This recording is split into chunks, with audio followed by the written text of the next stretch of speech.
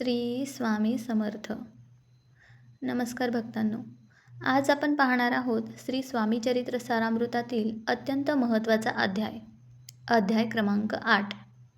हा अध्याय आपल्याला सांगतो स्वामींची कृपा अचानकपणे कशा पद्धतीने मिळते आणि अहंकार कसा नष्ट होतो. हा अध्याय म्हणजे भक्ती, नम्रता आणि स्वामींच्या सर्वव्यापी शक्तीचा अनुभव आहे. अक्कलकोटमध्ये स्वामींचा दरबार भरलेला असतो. राजे, सरदार, सामान्य लोक सर्वजण स्वामींच्या दर्शनासाठी येत असतात. त्याचवेळी एक विद्वान ब्राह्मण स्वामींकडे येतो. त्याला स्वतःच्या ज्ञानाचा खूप अभिमान असतो. त्याला वाटत असते, मी वेदशास्त्र जाणतो, मला कोण शिकवणार. तो स्वामींकडे नमस्कार करतो, पण त्याच्या मनामध्ये नम्रता नसते. स्वामी मात्र शांत बसलेले असतात. परंतु आपल्याला तर माहिती आहे, स्वामी सर्व काही जाणतात, मनातील अहंकार देखील. स्वामी त्या ब्राह्मणाला अचानक विचारतात, अरे, तू वेद जाणतोस म्हणतोस, मग स्वतःला ओळखलंस का?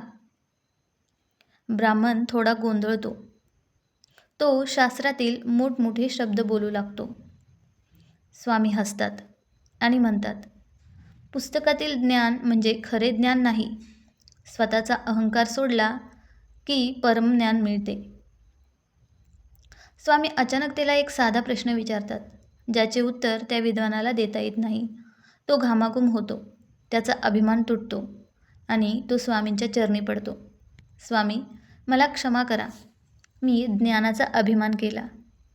स्वामी त्याच्या डोक्यावर हात ठेवतात. त्या क्षणी त्याला अंतर्मनामध्ये शांतता अनुभवते. त्याच्या डोळ्यातून अश्रू येतात आणि त्याला खरी भक्ती काय असते हे समजते. हा अध्याय आपल्याला 3 मोठे धडे देतो. अहंकार असेल तर ज्ञान निरुपयोगीच, आणि नम्रता असेल तर स्वामींची कृपा मिळते. खरे ज्ञान म्हणजेच आत्मज्ञान होय. स्वामी सांगतात, भक्ती करा, अहंकार सोडा, मी तुमच्या पाठीशी आहे. भक्तांनो, आपण देखील कधीकधी आपल्या ज्ञानाचा, पैशाचा, पदाचा अभिमान करतो. परंतु स्वामींच्या दरबारात फक्त एकच गोष्ट चालते, ती म्हणजे निरपेक्ष भक्ती. जो स्वामींना मनापासून हाक मारतो त्याच्यावर स्वामी नक्की कृपा करतात. आज आपण कितीही शिक्षण घेतलं, मोठी नोकरी केली, पैसा कमावला, परंतु मन शांत नाही, कारण आपण बाहेरचं ज्ञान घेतलं पण आतलं ज्ञान विसरलो. स्वामींचा हा अध्याय आपल्याला सांगतो, स्वतःला ओळखा, नम्र व्हा आणि स्वामींवर विश्वास ठेवा. भिवू नकोस, मी तुझ्या पाठीशी आहे. हे फक्त वाक्य नाही, हा अनुभव आहे. जो स्वामींना शरण जातो त्यांचा अहंकार नष्ट होतो आणि जीवनामध्ये शांतता येते. चला तर मग सर्वजण मिळून म्हणूया, अनंत कोटी ब्रह्मांड नायक राजाधिराज योगीराज परब्रह्म श्री स्वामी समर्थ महाराज की जय. श्री स्वामी समर्थ.